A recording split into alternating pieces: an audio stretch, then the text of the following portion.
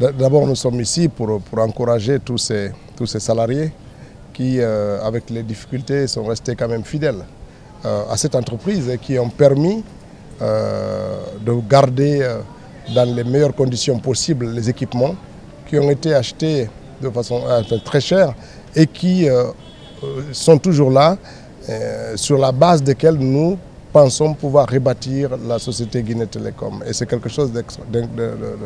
d'exceptionnel de voir que des appareils arrêtés en fonctionnement depuis près d'une décennie et qui aujourd'hui sont relancés et qui sont accessibles en attendant d'avoir un diagnostic plus poussé de ces équipements-là. En tous les cas, on dit qu'il faut remercier ces personnes, ces hommes et femmes qui ont permis de conserver ce patrimoine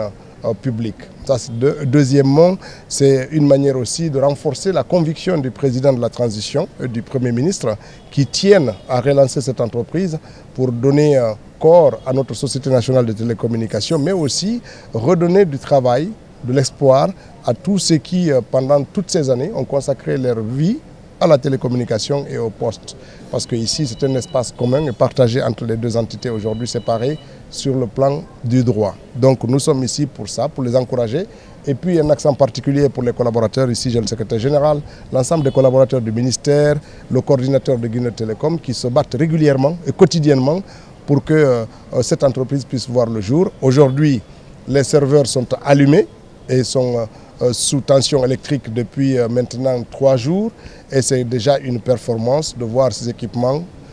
très bien conservés qui marchent et l'on va étendre les investigations pour pouvoir dire la vérité aux Guinéens quand est-ce que l'entreprise peut marcher, qu'est-ce qu'il faut en termes d'efforts financiers, en efforts de réhabilitation. Vous voyez tous ces bâtiments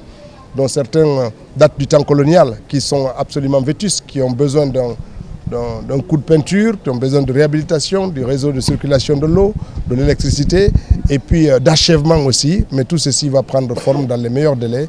parce que c'est la conviction du président de la transition, c'est la conviction du Premier ministre, c'est la volonté du gouvernement et moi je suis que l'ouvrier à travers lequel tout ceci va prendre corps.